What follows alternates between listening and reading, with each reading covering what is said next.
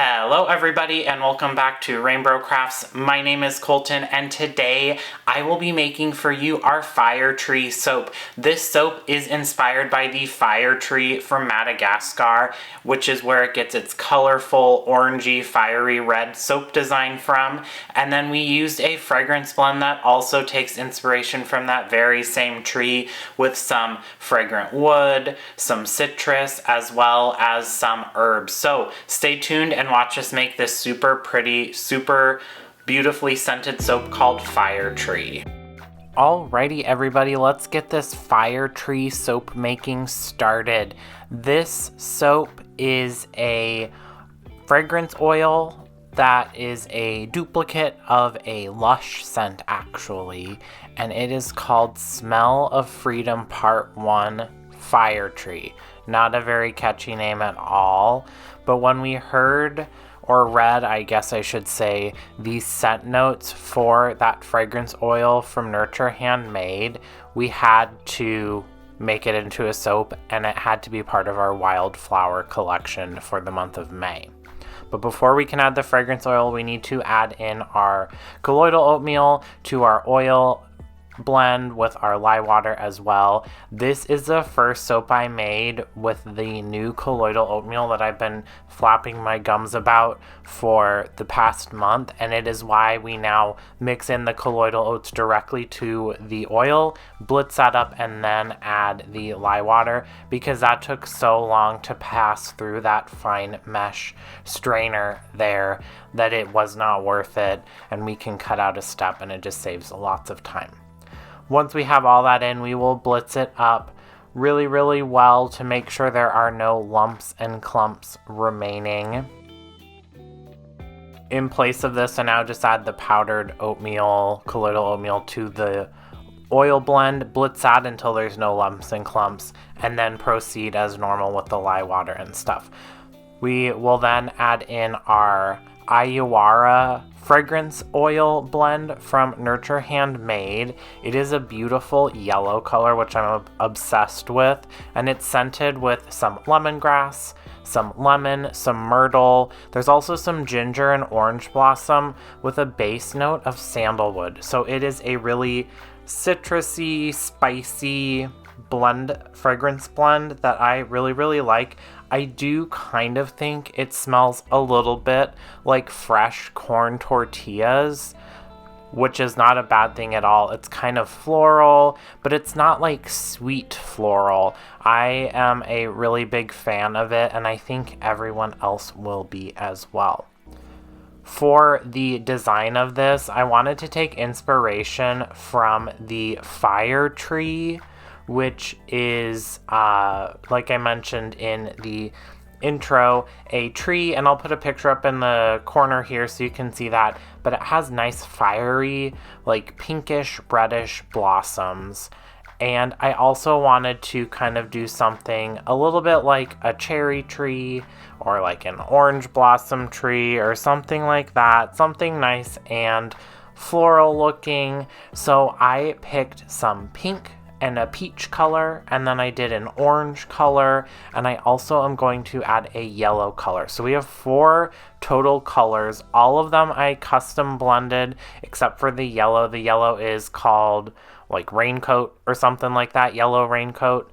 And I wanted to do like a ghost drop swirl technique, which is when you add in similar colors to each other as in the pot swirls, and then you pour those in to your slab. So I'm going to do the orange and the yellow as one, and I'm going to do the light pink and the more like peachy color as another.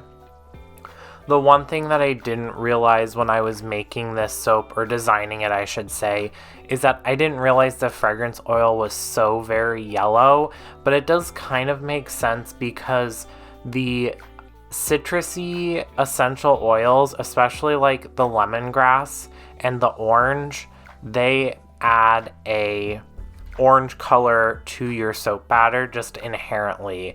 And we have that, we've noticed that when we've done the Vivian soap, which is Litsea, lemongrass, and blood orange, and it just turns orange. So you just kind of work with that. And so I kind of did that here. I could have probably played that up even a little bit more.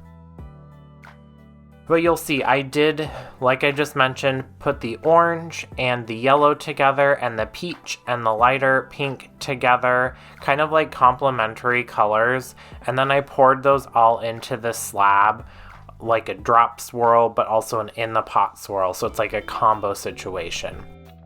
Now that all of the soap batter is in the slab mold, I'm going to go in and scrape out the containers to get out all of that soap, because I want to do a fun design on the top here and I don't want any of that soap batter to go to waste. So I went in, scraped out the yellow container, and now I'm going in with that like peachy, orangey color and doing lines from front to back.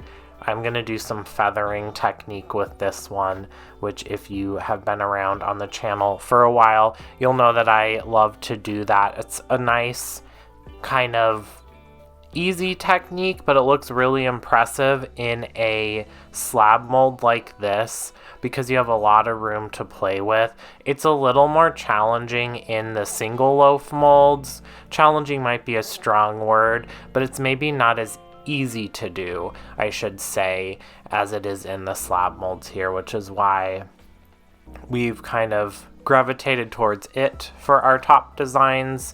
When we were using our single loaf molds, we would do more spoon swoops and things like that, because the spoon swoop is a little easier to do in the loaf molds because you kind of have that structure, that inherent structure and like width to work with, to have the soap batter kind of cling to on the sides, and it seemed to just work a little bit better. I also think this soap kind of sets up a little quicker in those single loaf molds than it does in this slab, because there's just more stuff for the curing to go through to set up so you can do those beautiful spoon swoops. So we will pat this down a little bit because the fragrance oil wasn't like accelerating a ton, but it was pretty thick by this point in the soaping process.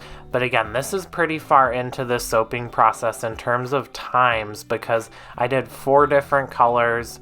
I did drop swirls, I did in the pot swirls, I did everything. So for it to be this consistency, that's pretty darn good. And I definitely, depending on the reception of this fragrance oil, we would definitely go back to it.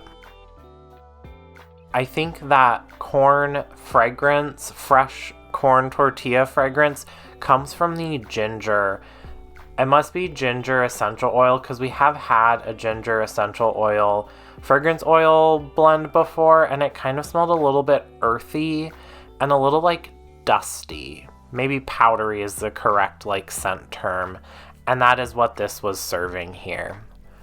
So I did that feathering technique, and then I wanted to go in and do some swirls, because I was like in my mind thinking of the fire blossoms kind of twirling in the wind on like a windy day in a tropical environment, and that's where this like swirl design like came into my mind, like in a cartoon when it's windy and you can see the like swirls in the air. That's what I was going for here.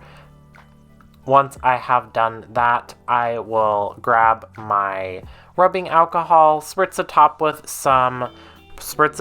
it, set it aside for 24 hours in a warm spot, and then it is time to slice up and see what that swirl looks like. And I think I mentioned it in the Wildflower Breeze soap that I cut this wrong, the Wildflower Breeze soap, but this was the one I actually cut sideways. It still looks beautiful and I'm obsessed with it, but you can see me trying to figure out why I had the wrong number of soap bars. So we have some like weirdly small bars of soap. That's these ones. They're still 4 ounces, but they're not the same size as our other bars. So we'll still sell them, but it wasn't ideal. But I do love how this design looks. I love the color combination. It looks so like striking, but also simple, but really complex as well. It's just a really great design that I definitely will have to try again in the future with other colors. It was super easy to do as well. So if you try something like this, definitely send us pictures on Instagram because we would love to see that. But that is it. That is our Fire Tree soap, which along with all of our other wildflower collection will be for sale starting May 1st online and in person. If you are a sucker for a floral soap, that is one that you're gonna want to check out because it is really a great collection and we cannot wait to launch it next week. Thank you so much to our subscribers. They get soaps, candles, bath bombs each and every month from us, and we really appreciate them. They make this channel possible. I do want to give a big shout out to Matt S., who is a returning big ol' flamer. Thank you so much for joining the family, Matt S. I also want to give a big shout out to Brandy B. and Ryan L. Brandy is a returning subscriber as well, and Ryan is a longtime customer, first-time subscriber. Thanks so much for watching. Don't forget to like this video, comment down below your favorite wildflower. Also, don't forget to subscribe to the channel and ring that bell icon so you get notified when we release new videos. Thanks so much for watching. Bye.